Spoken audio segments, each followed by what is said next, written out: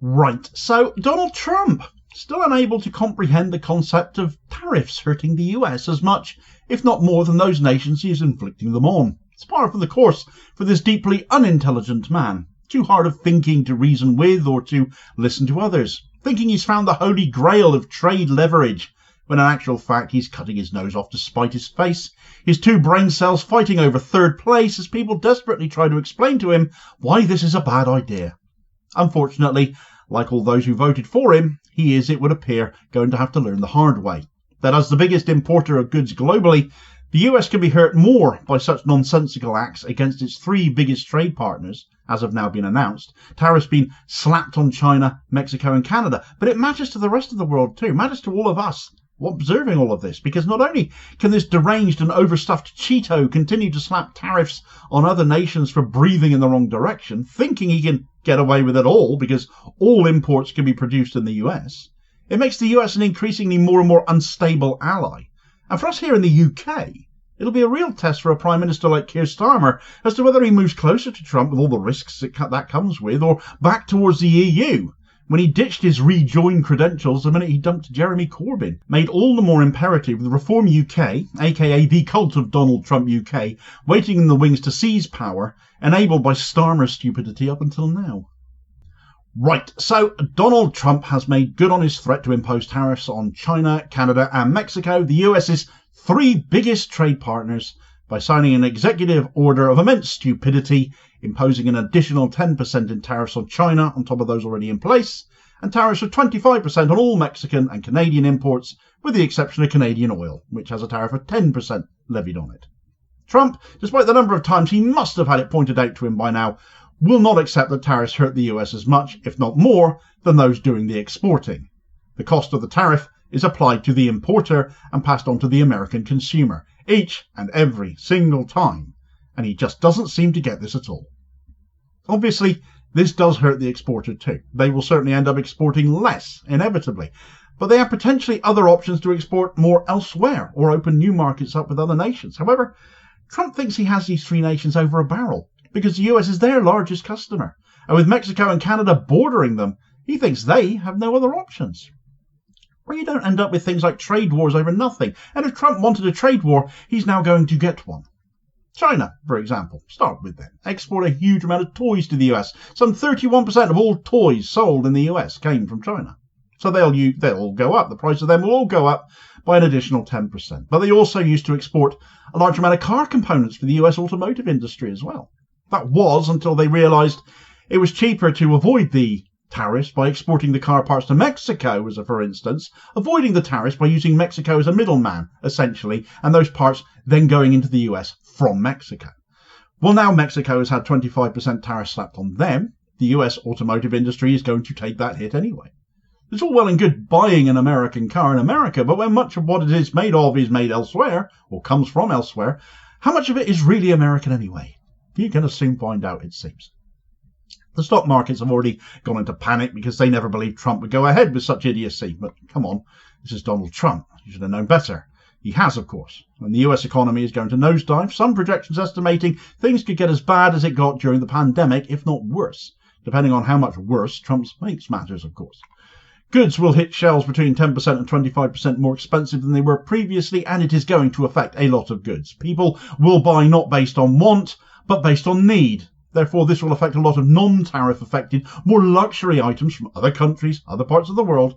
For example, as people can no longer afford them, paying extra for essentials as they're going to be forced to, that are tariffed, and of course those nations who have had tariffs slapped on them are going to retaliate as well. China, for their part, have also announced they are going to be banning or severely limiting the export of rare earth minerals like gallium, germanium and antimony to the US, for example, as a result of these tariffs. And if you've been following the artificial intelligence blow-up in the last week concerning the release of DeepSeek, a rival to ChatGPT, which is open source, is free therefore, and arguably better, you'll know how much of a shock to the US it was that without their top-of-the-range NVIDIA chips, that China are not allowed to have, that China was still able to produce something like DeepSeek.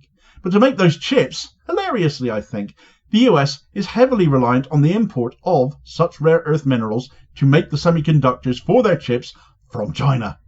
No minerals, no chips. or far more expensive chips. And this also has major military implications for the US as well. It's another reason Trump is so interested in Greenland, because they have that mineral wealth there too. But they strictly control how much mining goes on there, which Trump, of course, wouldn't give a toss about if Greenland were to become part of the US. Then you end up with talk of tariffs on Denmark or the EU and talk of invading Greenland as well and going to war with the EU over Greenland because Trump is a thug and a bully and thick and thinks he can push everyone else around. He is thick as mince. The lack of rare earth minerals in the US itself and the reliance of the military on semiconductors has been a known security risk in the US for years. It's like I pointed out in the past here that our steel industry in the UK, for example, crucial for our defence and our infrastructure, should be renationalised because not having control over any of our steel manufacture is a national security risk. But capitalism doesn't recognise or believe in such notions. It's an avoidable issue, though. The tariffs are not needed. And let's face it, with everyone wanting rare earth minerals, there's going to be no shortage of alternative customers for China for these items. And the Chinese have largely just shrugged at these tariffs as a result and said, well, we're just going to sell our wares to others, and they probably can. Canada has had 25% slapped on all of their goods that they export, except for oil, which Trump has slapped a 10% tariff on. This is possibly the most harmful and most stupid tariff Trump has introduced, because it is cold in the northern states of the US, especially right now.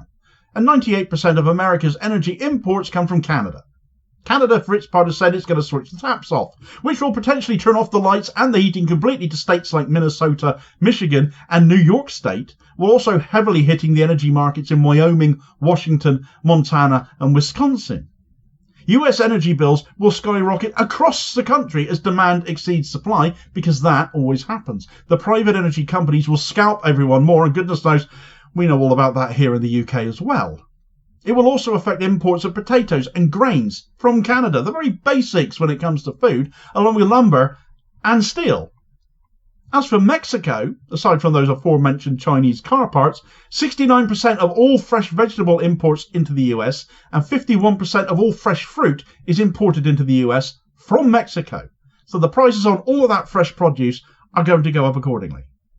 And then this knocks on to everyone else besides. I've given a few examples of this already, but it carries on. If the US is struggling under the weight of all the additional costs Trump is inflicting upon them, all other nations trading with the US will end up paying more too, as the US tries to balance out its economy by overcharging everyone else. There's also no lower limit on how these tariffs affect people. Even someone in the US buying a small item on eBay from a seller in Canada will now see a 25% tariff slapped on top of it. Trade deals with the US suddenly become a lot less attractive. And right now, here in the UK, Keir Starmer is desperately trying to kiss Trump's rosy orange backside, when actually there's a little sign of any kind of special relationship there anymore. Trump already having threatened 20% tariffs on the UK along with all other nations in order to apparently protect US produce. But as we've shown, they don't produce everything they need. What country does in point of fact anymore? It's all a global marketplace, but the US is the biggest importer on the planet. They will suffer more than anyone here. The wise move for everyone else, for us here in the UK therefore, will be to move back towards Europe and the EU for trade. Politically, that's toxic for Starmer though. He used that as an excuse to help bring down his predecessor Jeremy Corbyn over Brexit. He was Mr. Remain. He then abandoned it all, as he does everything he promises to do really. He has a similar relationship with the truth as Donald Trump does, to be honest. And of course he's lost masses of ground politically to Nigel Farage's Reform UK Limited, private company masquerading as a political party in the polls, having broken his word time after time, having carried on like the Tories before him. But Farage's bunch are basically Make America Great Again UK, the biggest cheerleaders for Trump here. And the last thing we need is to have a Farage-led government who would sell us out to Trump lock, stock and barrel, more so than anyone else would. Fundamentally, Starmer, to do the right thing by this country, would have to jeopardise his own position more by going back on his word with regards to Israel, on his word with regards to Europe, to some extent or other. Not necessarily rejoining, but a better trade relationship, definitely. Politically toxic for him, that will be. Better for this country, it would be, though. And that's exactly why he would never do it. Canada is switching off the energy taps. They are stopping imports of liquor from red states in the US. $155 billion worth of US goods are now going to get a 25% tariff slapped on them, which completely negates Trump's reasoning to protect US goods, because has just been voided.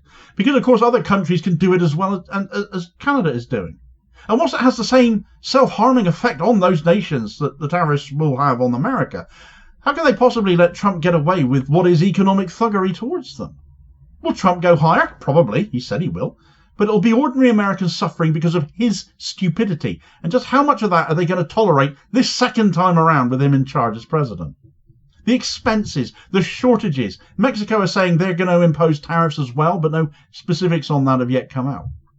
We're seeing a trade war launch here this weekend for absolutely no reason whatsoever, because of one stupid old man's superiority complex only being outmatched by his overbearing stupidity. As for other world leaders and how they react as the knock-on effects start to be felt, how stupid they are depends on if they decide to follow him or not.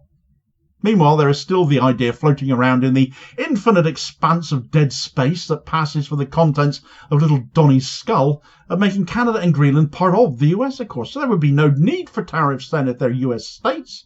But that is actually just scratching the surface of how, outside of all of this talk of tariffs, that the US is causing major global upset in all manner of other countries, not just with Denmark and Canada. Trump already having become a laughingstock since assuming power just a couple of weeks ago in so many of them. All the details of their pointing and laughing at the big orange man baby in this video recommendation here is your suggested next watch. Please do watch and be entertained. And please do also hit like, share and subscribe before you do if you have not already done so as well, to help support the channel, which is enormously appreciated, and to also make sure you don't miss out on all new daily content. And I'll hopefully catch you on the next vid. Cheers folks.